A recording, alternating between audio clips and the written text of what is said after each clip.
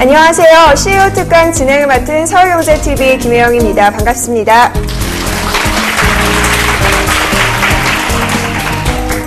서울경제신문과 한국대학교육협의회가 공동 주최하고 서울경제TV가 함께하는 대학생을 위한 CEO 특강, 꿈꾸는 젊은과의 소통, 대한민국 최고 기업의 CEO들에게 그들의 경영 철학에 관해 들어보고요. 기업을 이끌어가는 성장 원동력을 배워보기 위해 귀중한 시간 마련했습니다. 오늘은 아이디스 대표 김영달 대표님 모시고 강연 들어보도록 할 텐데요. 먼저 화면 통해서 함께 만나보시죠. 1997년 설립한 아이디스. 국내 최대 글로벌 보안 그룹으로 도약할 새로운 역사가 시작됐다. 아이디스는 디지털 영상 저장 장치인 DVR만을 전문적으로 개발, 생산, 판매하는 업체이다.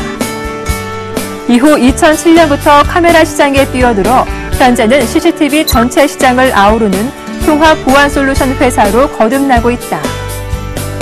DVR 업계 최고 누적 매출을 자랑하고 글로벌 시장에서도 활발하게 활동하며 꾸준한 발전을 이어가는 기업이기도 하다.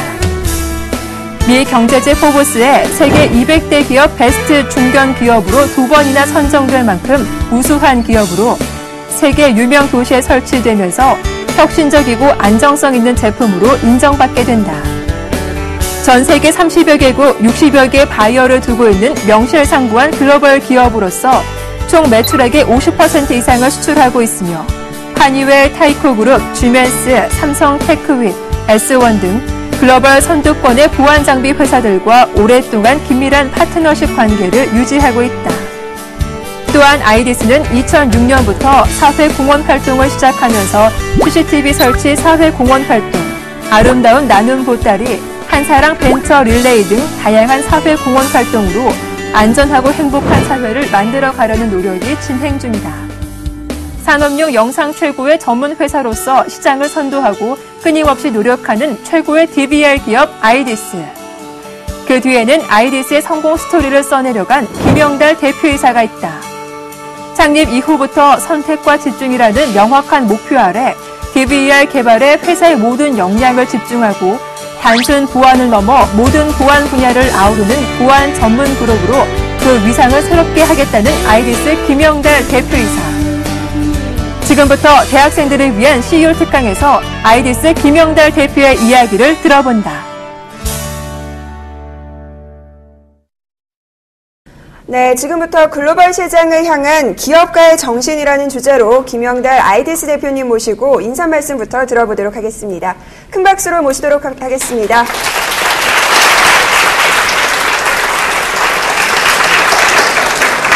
괜찮나요?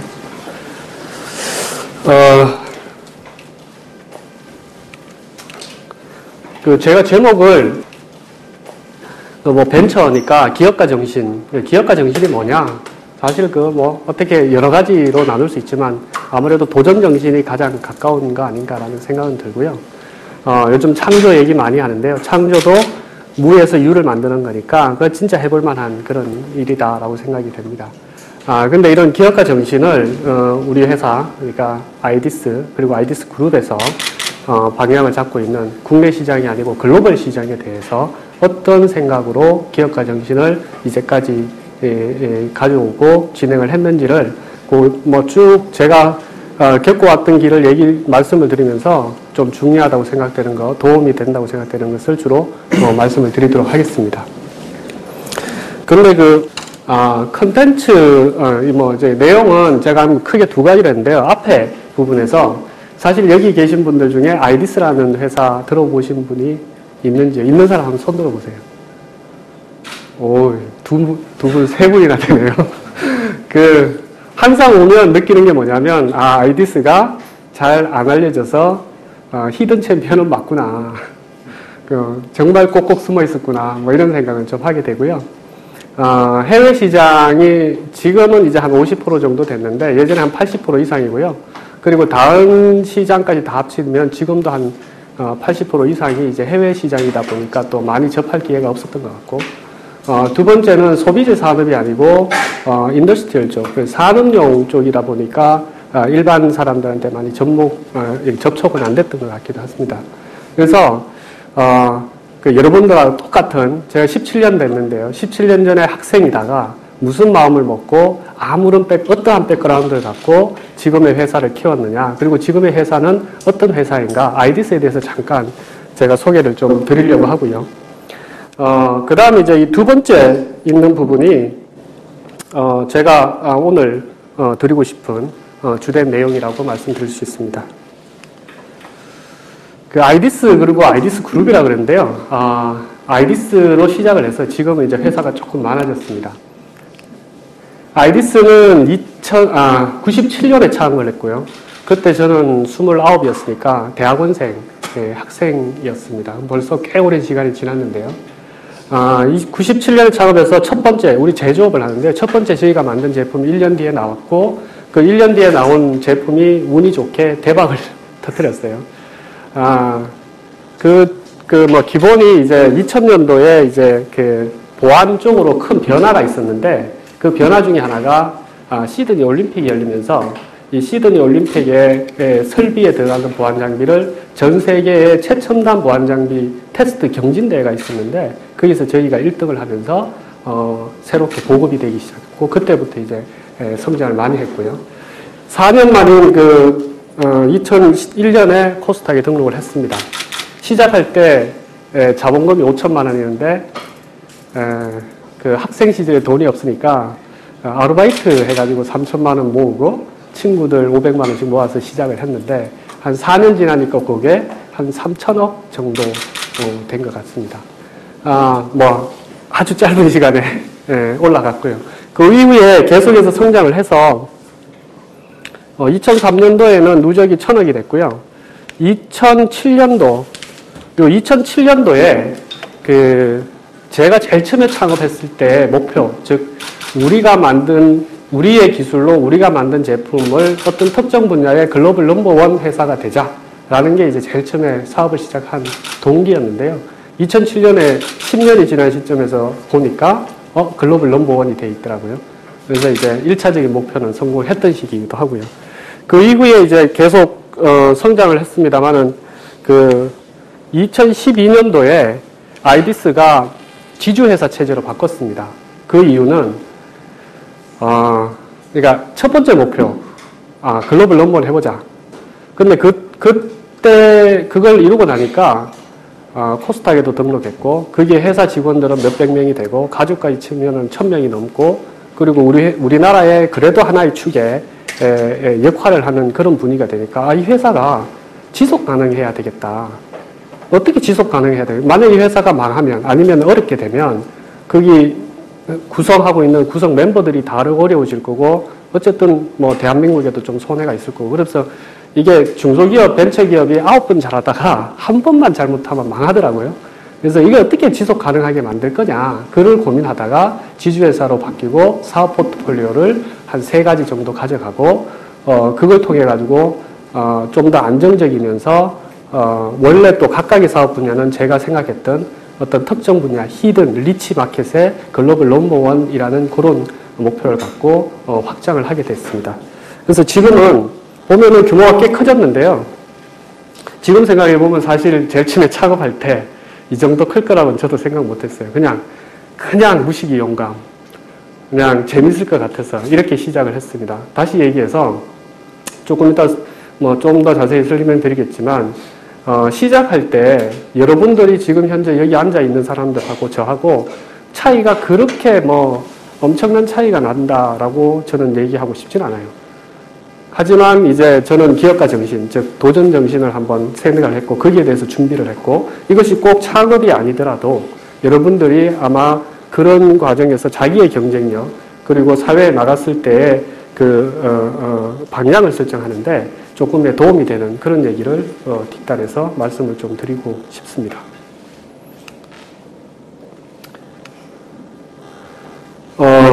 저 카이스트 나왔습니다. 카이스트가 대전에 있죠. 사실 그리고 고향은 또 더 지방이에요. 서울에 올라온 적이 없어요. 그래서 카이스트에 갔는데 대전 캠퍼스라는 말을 썼어요. 이게 대전 시내에서도 한참 외진대입니다. 학부부터 저는 거기를 다녔는데요. 다닌 이유는 딱 하나예요. 등록금이 없어서. 공짜 대학이라서.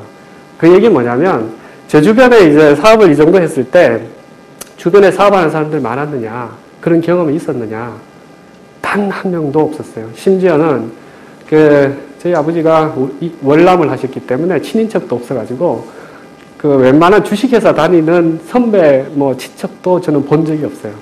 그러니까 아무 생각 없이 그냥 있다가, 이제 저 대학이 공짜라고 해서 그냥 갔던 거고, 거기서 열심히 이제 좀 공부를 했죠. 여기 이제 평범한이라고 써놨는데요. 대학을 이제 가서 졸업할 때쯤, 여러분 이제 앞으로 졸업할 때요. 저도 이제 취직해야죠. 취직을 하려고 딱 봤는데, 어디가 월급 제일 많이 주지? 그래서 이제 취직 책자가 이만한 게 있더라고요. 그래서 다 뒤져봤더니, 그 당시에 월급 제일 많이 주는 데가 데이콤이었어요. 86만원. 그때 이제 다른 우리나라 대기업이 한 60만원 줬나? 그 정도. 그럼 데이콤 가야지. 그리고 지금 회사 없었으니까. 합병이 돼서 다르게 있으니까. 근데 가만히 생각하니까, 이제 취업시장으로 사람들이 쫙 몰리는데 얘들이랑 경쟁해야 돼요. 내가 가지고 있는 게 물론 조금 좋은 대학에 좀 많이 공부할 수 있는 대학을 나왔다 하지만 제가 가지고 있는 경쟁력에서 야 이건 내가 좀 자신이 좀 없네. 내가 조금 더 경쟁력을 쌓아야겠다. 그래서 그냥 대학원을 갔고요. 대학원을 가면서 이제 조금 더 경쟁력을 쌓는 작업을 했는데 지금 생각해 보면 그 대학을 나와서가 아니라 그럼 거기 나왔는 사람들 많이 있는데 저를 비롯해서 몇 명의 그 창업한 사람들이 어떤 그 대학 생활을 보냈기 때문에 창업을 할 수 있었느냐 돌이켜보면 제가 대학교 3학년 때 공부를 하는데 재미가 없어요. 왜 해야 되는지 모르겠는 거예요. 저는 이제 이공계 나왔으니까 복잡한 수리 문제 풀고 막 이렇게 하는데 도대체 이게 이제 지쳐가는 거예요. 그래서 직업은 굉장히 일반화되어 있는 인턴, 그 당시에 인턴이라는 제도가 없었어요. 근데 좀 알고 싶다 도대체 다른 데서 뭘 하는지. 근데 대전 캠퍼스의 장점 중에 하나가 그 주변에 국책연구소가 되게 많아요. 그 전자통신연구원, 표준연구원, 화학연구원, 우주항공연구원, 그 연구원, 국책연구소도 많고 그냥 대기업의 연구소도 많아요. 그래서 그냥 무작정 선배한테 몇 달간만 그때 인턴이라는 용어도 없었으니까 그냥 거기 구경하러 갈게요. 일 좀 시켜주세요. 그러면서 이제 혼자 갔었어요. 가봤더니 이게 신세계예요.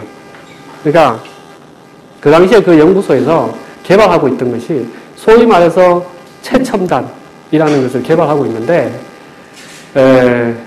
그때 이제 방향은 정했죠. 재밌게 이제 보고 있었는데 그러고 난 뒤에 대학원을 들어가면서 그때 인턴했던 그 연구실하고 그 옆에 연구실에서 저한테 아르바이트를 주시기 시작했어요. 뭐 하나 개발해주면 돈 줄게. 그래서 예. 근데 그때 제가 아르바이트에서 번 돈이 1억입니다. 그러니까 그 당시에 1억이니까 지금으로 치면 한 4, 5억쯤 될 거예요. 학생 시절에 아무것도 없었는데. 왜 저한테 그런 아르바이트가 왔느냐? 제가 이제 전산학을 전공했는데요. 근데 전산학도 하면서 또 뭘 관심이 있었냐면 그 전자공학에 관심이 있었어요. 그러니까 전산학하고 전자공학을 같이 이제 저는 개인적으로 공부를 했어요. 그 연구소에 가봤더니 그때 하나의 예가 그 휴대폰, 우리 지금 스마트폰 쓰잖아요. 그게 제일 먼저 나온 게 벽돌 휴대폰 있죠. 큰 거. 그게 아날로그 방식이에요. 그게 이제 디지털로 바뀐 첫 번째가 퀄컴사의 CDMA. 혹시나 기억하실지 모르겠지만 지금 CDMA 방식을 쓰잖아요.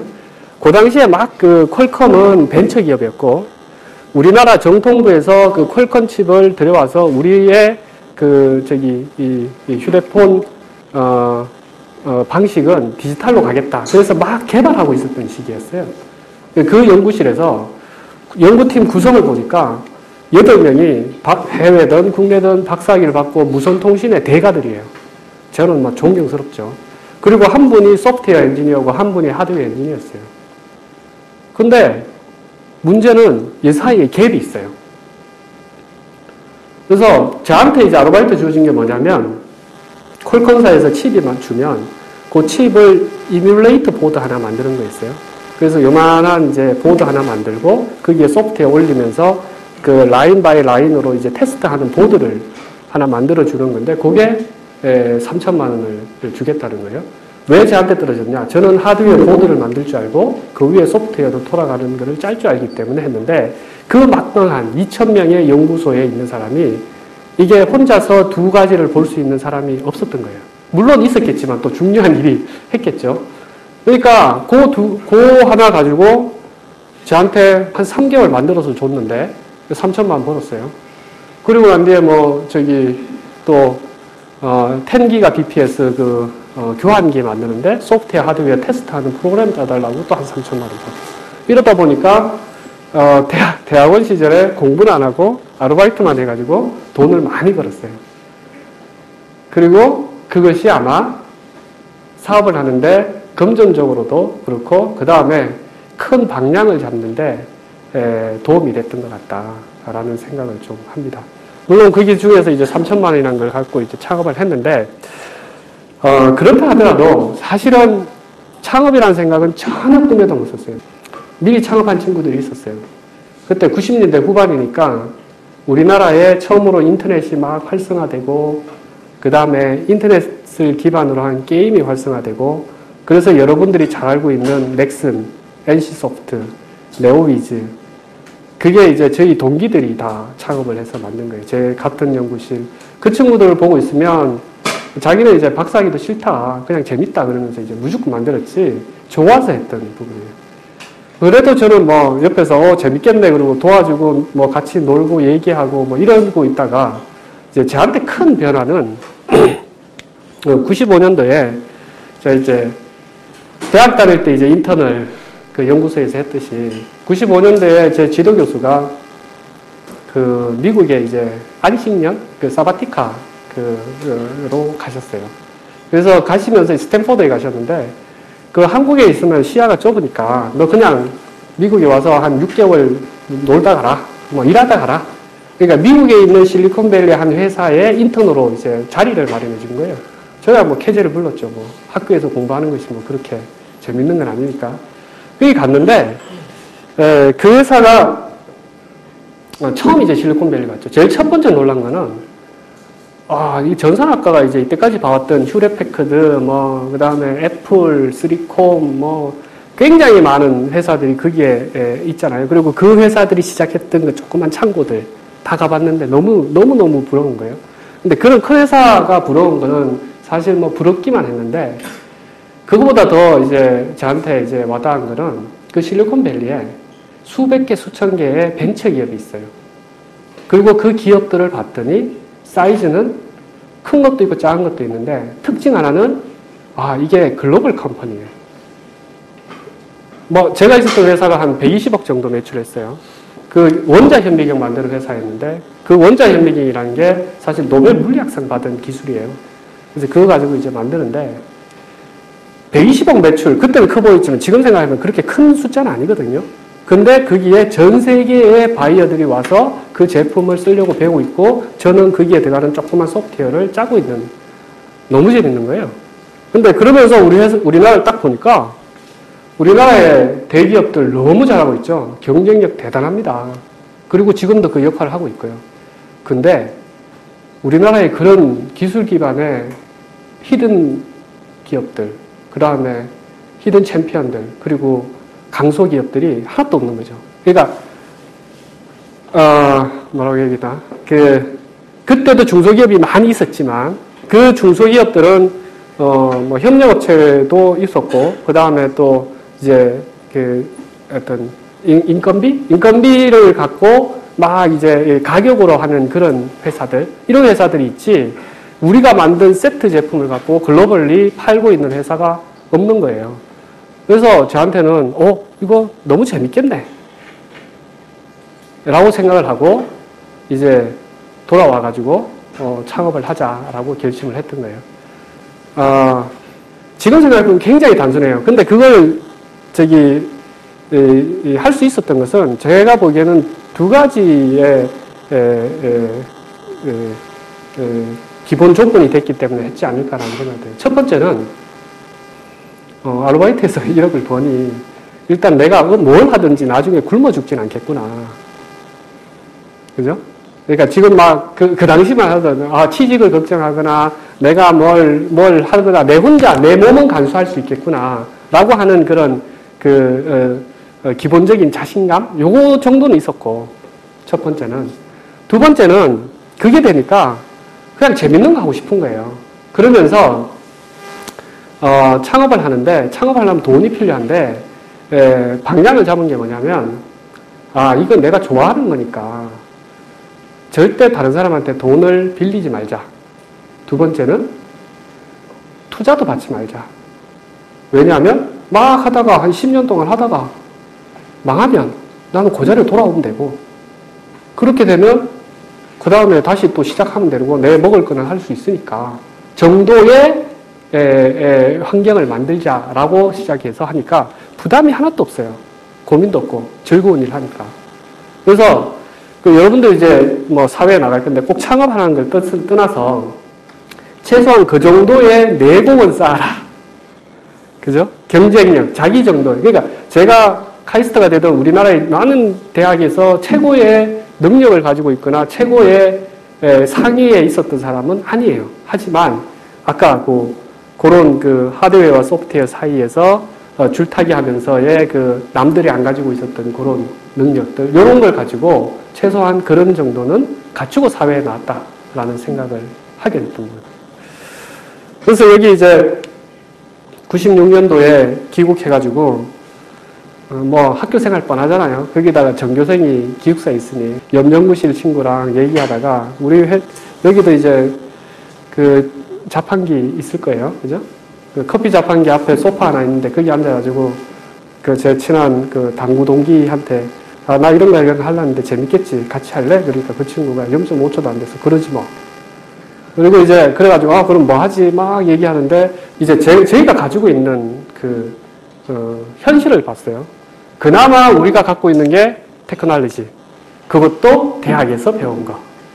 그러면 이 테크놀로지가 내가 뭐 삼성이나 소니나 뭐 아니면 저기 마이크로소프트에 있는 그 능력 뛰어난 엔지니어들보다 더 나은 능력을 가지고 있는 그루 레벨의 사람이냐? 아니라 이거죠.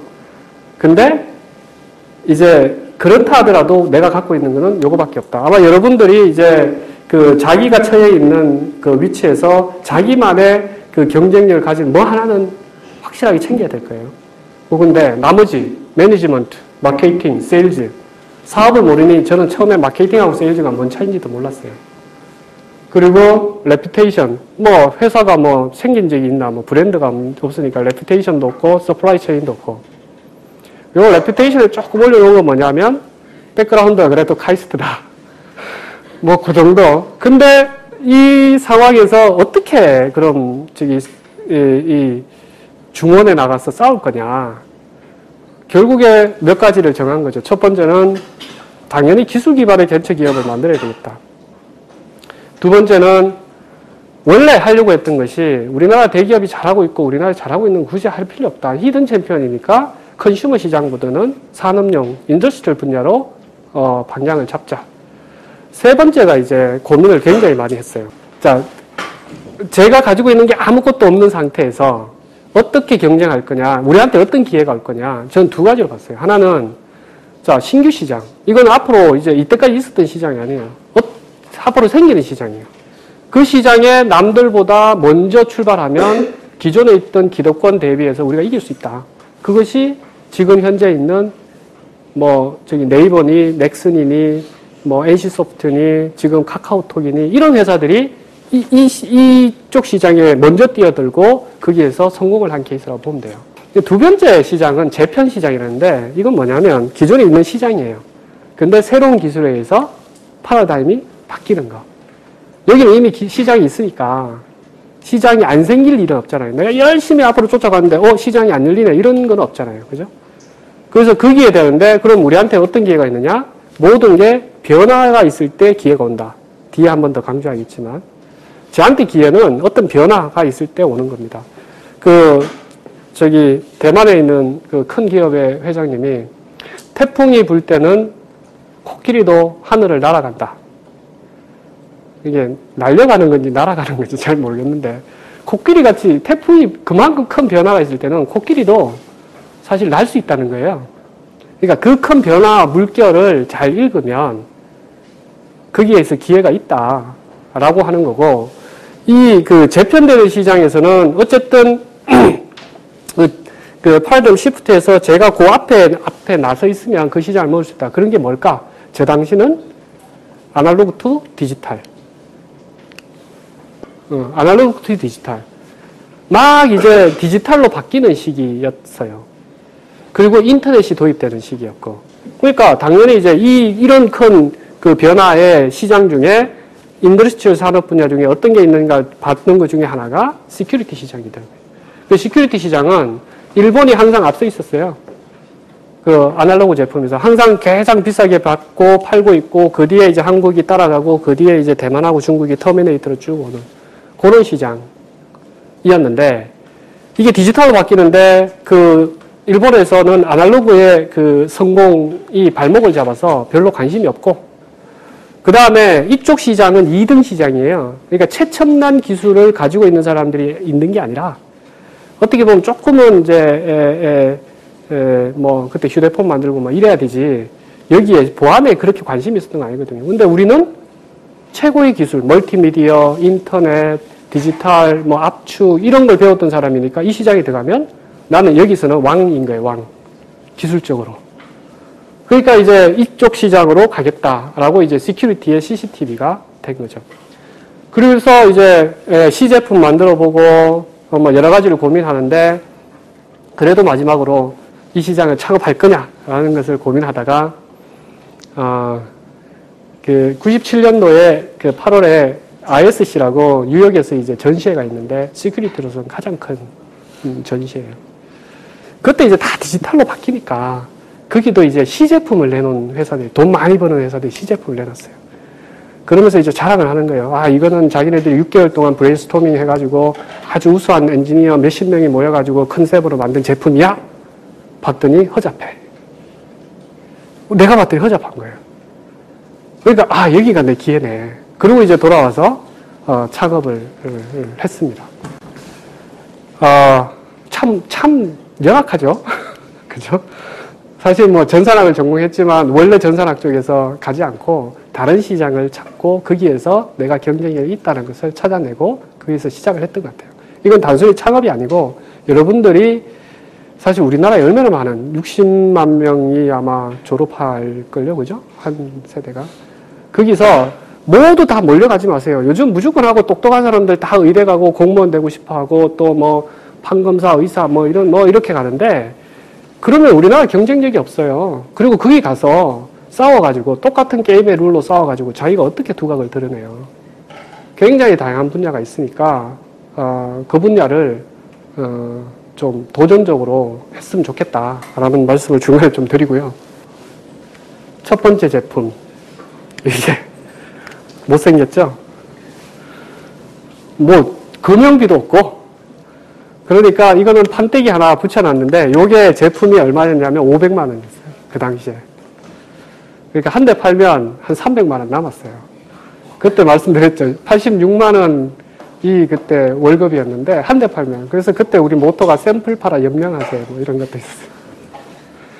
근데 이거를 이제 만드는데 사실 98년 6월에 이제 완성이 됐어요.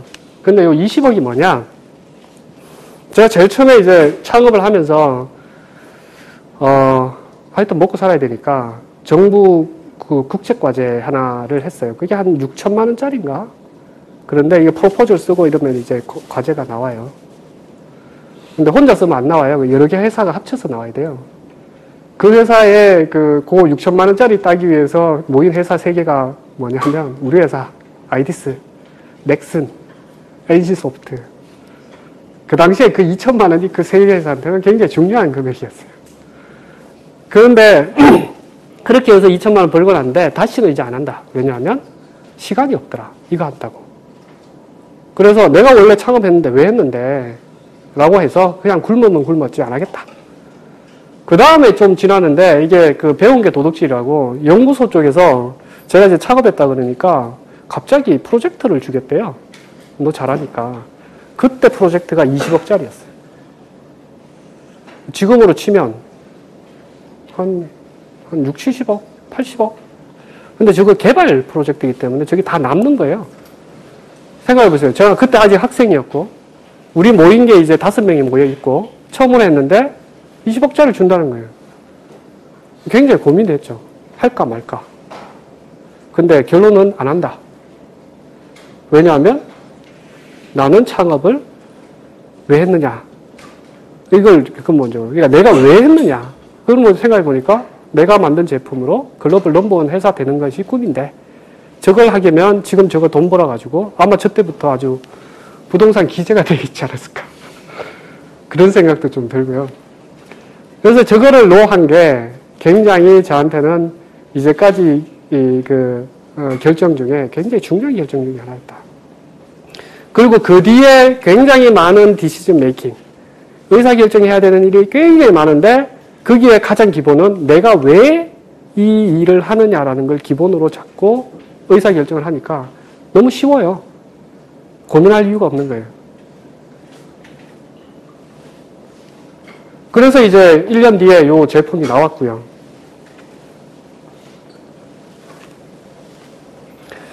그 신문에 실렸습니다.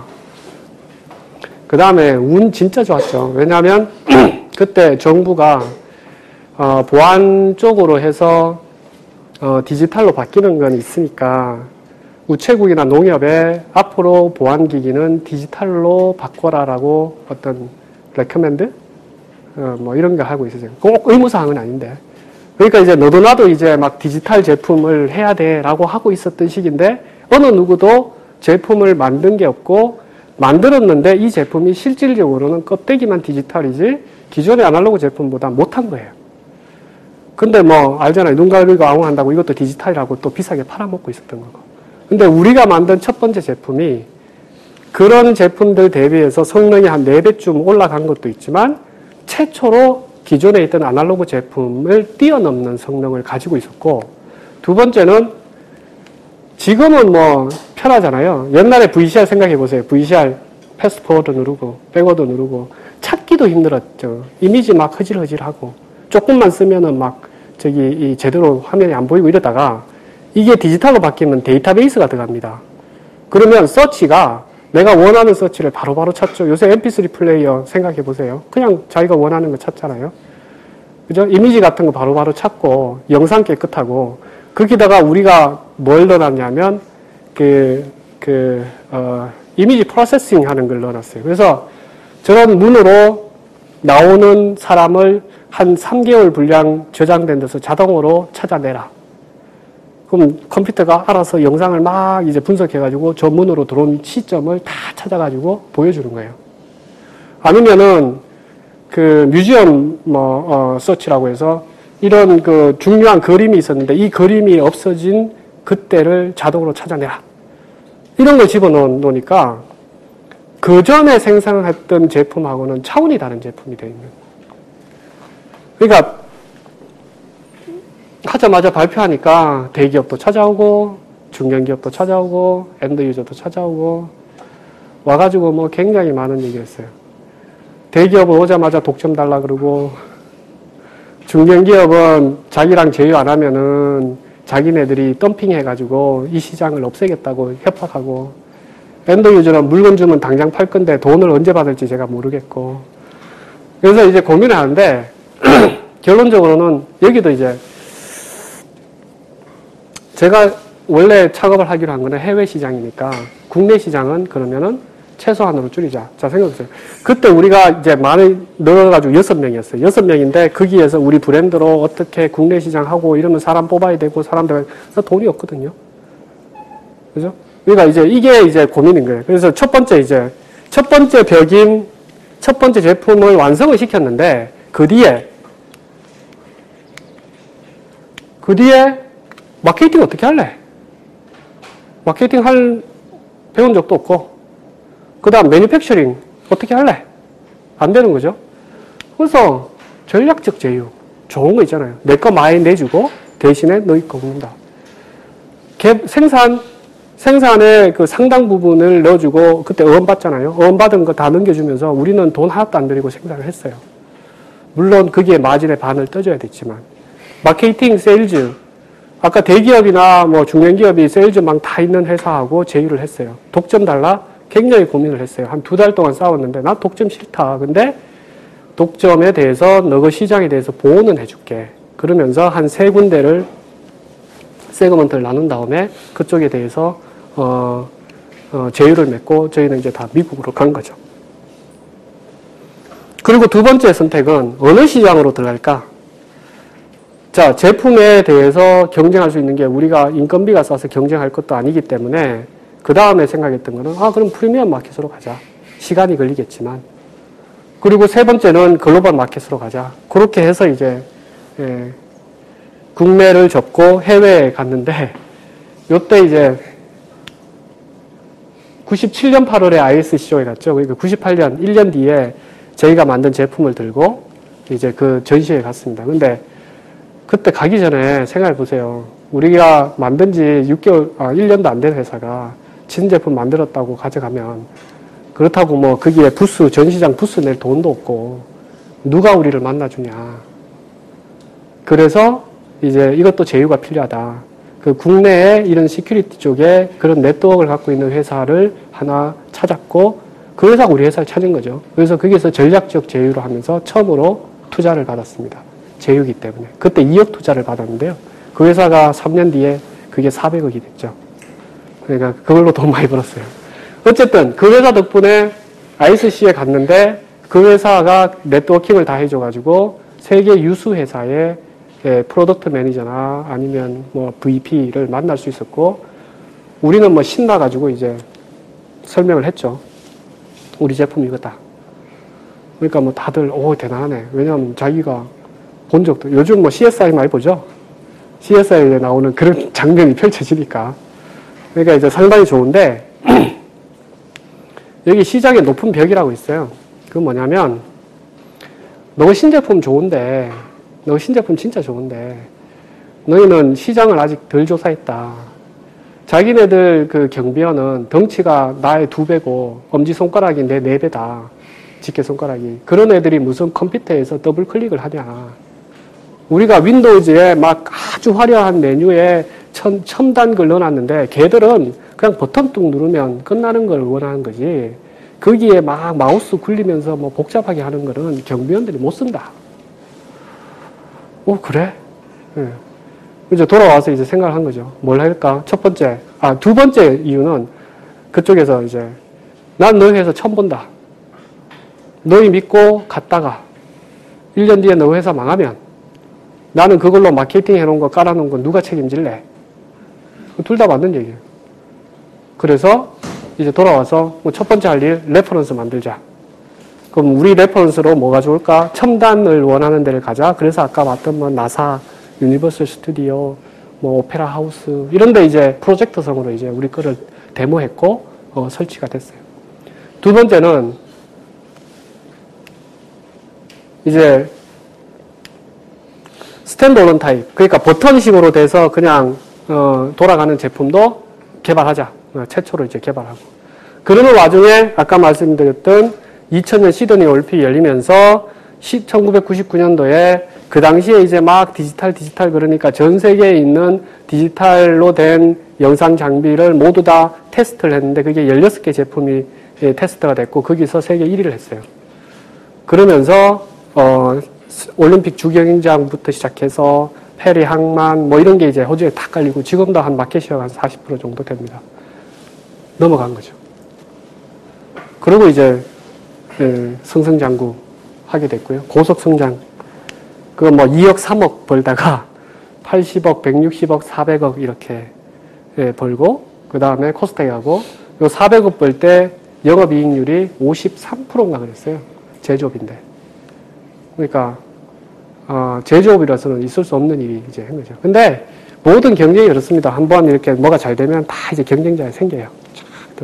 그럼 다시 이제 가격 경쟁이 되고.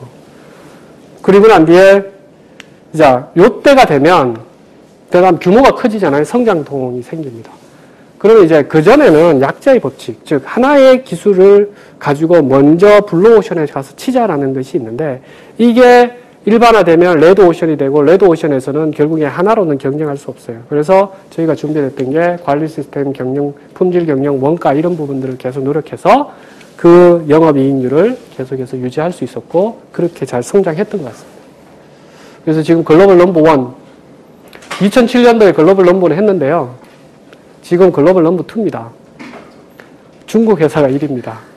중국 내수시장 가지고 1등 돼버리더라고요. 그만큼 이제 무서운 나라죠. 그리고 난 뒤에 이제 그 이후에 말씀드린 대로 이게 글로벌 넘버 1도 했고 기업을 하는데 내가 원하는 이 목표는 세웠는데 회사가 커질수록 이게 사회적 역할이라는 게 있겠다. 회사가 사회적 역할이 뭐냐? 도네이션도 있고 체리티도 있고 어떻게 보면 굉장히 많은 역할이 있을 거예요. 근데 그거보다도 근본적으로 회사가 어느 정도 그 사회 구성원 중에 메인을 차지하면 그 회사가 망하면 안 된다. 그러면 그 구성원들이 다 어려워질 거고 일자리 없어질 거고 우리나라의 경쟁력이 떨어질 거고 그래서 어떻게 지속 가능하게 만들 거냐. 그래서 지주회사하고 포트폴리오를 바꿔서 한 3개 정도 가면서 튼튼하게 하자. 벤처기업, 중소, 중견기업들이 9번 잘하다 다 망해요. 한 번만 잘못하면. 그러면 그 한 번의 실수를 누가 커버해 줄 거냐. 어떻게 튼튼하게 만들 거냐를 고민하다가 이제 회사를 아까 사업부를 3개 만들고 그렇게 해서 이게 문어발식 한다고 좋은 건 아니고 그러면 다 얕아지니까 그렇게 해서 갔습니다. 쭉 이제 그 말씀을 드렸는데 여기서 이제 제가 몇 가지 얘기하고 싶은 거는 성공한 사람들한테 얘기해요. 당신이 어떻게 성공했습니까? 운이 좋아서 그랬습니다. 맞는 얘기예요. 그럼 당신만 운이 좋냐? 아니다 이거죠. 정말 운 없는 사람 빼고는 모든 사람한테 기회는 가요. 근데 그 기회를 왔을 때 잡을 수 있는 준비가 되어 있느냐. 그게 중요한 거라고 보이는 거고요. 근데 그런 기회를 잘 찾는 것도 중요한데 모든 게 아까 얘기한 것들 다시 한번 강조하면 그런 기회는 변화성에 오고요. 제가 시작했던 것이 그 아날로그 투 디지털의 큰 변화였다면 지금 그 다음에 뭐가 바뀌었습니까? 인터넷이 오고 모바일이 오고 IoT가 오고 그 주기는 굉장히 더 짧아졌어요. 그 얘기는 뭐냐면 여러분들한테 더 많은 기회가 있다는 얘기예요. 그때 자기의 경쟁을 갖고 앞에 앞서가면 그럼 저보다도 훨씬 더 큰 기회를 잡고 성공할 수 있을 거다. 눈을 크게 뜨고 바라봐라. 두 번째는 제가 의사결정을 하는데 만약에 막 여기저기 정신없이 굴러갔다면 아마 지금 여기까지는 못 왔을 거예요. 선택을 하고 그 부분에 대해서 집중을 해야 경쟁이 생긴다. 제일 처음에 제가 학생 시절 때 보안을 하겠다라고 했을 때 모든 분들이 그래 인터넷 보안? 그때 막 뜨고 있었으니까. 그리고 소위 말해서 때깔나니까. 근데 아닙니다. 물리보안입니다. 그랬더니 교수님 중에 야 물리보안하는데 무슨 5명의 박사들이 모여가지고 하냐? 그 옛날 거 아니냐? 무슨 말씀하십니까? 지금 이 사람들이 추구라고 해도 여기에서 경쟁해서 글로벌 원본 되는 게 어렵다. 자, 이 시큐리티는 예를 들어서 소니가 시큐리티 사업을 합니다. 소니에 엄청난 엔지니어가 있어요. 그게 탑 엔지니어 5명 뽑아가지고 우리랑 경쟁하면 저는 지죠. 근데 이 시큐리티 분야의 탑 엔지니어 5명하고 우리하고 경쟁하면 우리는 이긴다. 즉, 이게 자기 고슴도치가 자기 털 세우는 것밖에는 할 줄 모르는데 허벌판에서 고슴도치는 여우한테 져요. 근데 자기 앞뒤가 딱 막힌 그 앞만 바라보는 자기 판을 딱 가는 자기 집에서는 어느 누구도 고슴도치를 이길 수가 없어요. 그러니까 내가 싸워야 되는 전장에서 내가 가지고 있는 능력을 최대한으로 발휘할 수 있는 게 어디냐를 찾는 것이고 그 선택을 했으면 집중해서 계속해서 한 방향으로 가라. 만약에 제가 파이낸싱 쪽에 큰 그 그림이 있으니까 그쪽으로 내가 눈을 돌렸다면, 아니면 부동산으로 돈을 돌렸다면 아마 성공 못했을 거다. 그리고 이제 요 컨버전스죠. 자, 그 첨단이라고 하는 거는 꼭대기에 세우는 거잖아요. 엄청난 과학자들과 능력 좋은 사람들이 이걸 최첨단 기술을 위해서 노력합니다. 이쪽 기술도 노력합니다. 쫙 하면 뭐가 생기죠? 골짜기 생기죠. 그 골짜기가 점점 깊어져요. 근데 제품이라는 거는 요 기술 하나도 되는 게 아니에요. 요 두 개를 묶어주면, 이제 골짜기를 메워줘야 제품이라는 게 하나 생깁니다. 그럼 요 골짜기, 사실은 능력이, 제가 이제 전산학 나왔지만 전산학과 애들한테서 나 하드웨어 얘기합니다. 걔들 저한테 꼼짝 못합니다. 하드웨어 전공한 친구들한테 가서 전산학 얘기를 합니다. 그럼 걔들 꼼짝 못합니다. 그럼 나도 이제 그 사람들한테는 그게 신이죠. 그러니까 그 골짜기를 메울 수 있는 그런 부분들을 찾으면 그것도 하나의 큰 경쟁력이 된다라는 것을 좀 팁으로 말씀드리고요. 그리고 마지막으로는 그냥 부탁하고 싶은 말씀인데, 여기 이제 다들 이제 졸업을 앞두고 있으면서 사회에 나갈 준비를 할 겁니다. 굉장한 다양한 분야의 직업이 있고 굉장히 다양한 분야에 자기가 좋아하는 일이 있을 겁니다. 근데 제가 걱정하는 것은 우리나라가 몰려가요. 다 의대가 최고 똑똑한 애들 의대 다 가는 것 같아. 그 다음 두 번째는 능력이 되는데도 불구하고 공무원 되고 싶어 해. 그죠? 변호사, 뭐 변리사 굉장히 중요한 일이지만 다 몰려가면 안 된다는 얘기죠. 지금 미국에서 제일 똑똑한 엔지니어들이 그 동부에 있는 큰 기업에 있는 게 아니고 실리콘밸리에서 창업을 합니다. 아니면 창업을 안 하면 거기에 있는 창업하는 사람들을 조인해서 하고 거기에 있는 중견기업들에서 경쟁을 합니다. 그래야지 되는 거죠. 그래서 진로를 찾을 때 그런 그 뭐 의사, 뭐 변호사, 뭐 공무원, 그 다음에 독특한 사람 대기업 그러면은 자기도 고달퍼요. 그거 가가지고 어떻게 경쟁할래? 뭐 공무원 한 명, 뭐 국업 공무원 한 명 뽑는데 뭐 몇천 명이 조인한다는데 왜 몇천 명하고 싸워요? 경쟁하냐고. 다른 데 가서 더 좋게 경쟁하지. 그죠? 그리고 그것이 두 번째는 또 의미가 있잖아요. 그러니까 단순히 성공이라는 게 돈을 많이 벌고 그 다음에 뭐 자기가 하고 싶은 걸 이런 것들 떠나서 사회에 어떤 자기가 하는 일 자체가 도움이 된다는 것이 있으면 그것도 하나의 대단한 자부심이잖아요. 그죠? 그래서 여러분들 진로를 생각할 때 창업하라는 얘기는 아니고 젊으니까 첫 번째 자기의 최소한의 경쟁력은 쌓아주라. 그 능력 안 되는 애가 열심히 하는 게 최고 무서운 일이에요. 사고 치니까. 그러니까 기본적인 능력은 쌓아라. 두 번째는 우리나라 참 잘 사는데 국제 경쟁이에요. 요새 국제가 뭐 무한 경쟁 시대다. 옛날에는 그런 강대국이 군사력을 통해서 지배해 왔어요. 지금은 안 그래요. 지금은 그 싸움을 기업들이 하고 있어요. 그리고 그 기업을 통해 가지고 국가가 부를 만들고 강국이 되는 거예요. 그래서 여러분들이 이 글로벌 시장에서 자기가 글로벌 경쟁력을 가지고 대한민국 대표로서 기업을 통해서 싸워주는 그런 인재가 되었으면 하는 게 제가 마지막으로 바라는 바입니다. 감사합니다.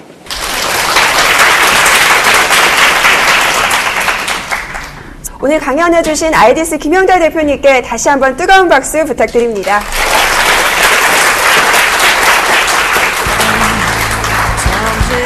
네, 오늘 김영달 아이디스 대표님과 함께한 대학생을 위한 CEO 특강 꿈꾸는 젊은과의 소통 오늘 여기까지입니다. 저희는 다음 이 시간 대한민국 최고 기업의 CEO분과 다시 찾아뵙도록 하겠습니다. 함께해 주신 여러분 고맙습니다.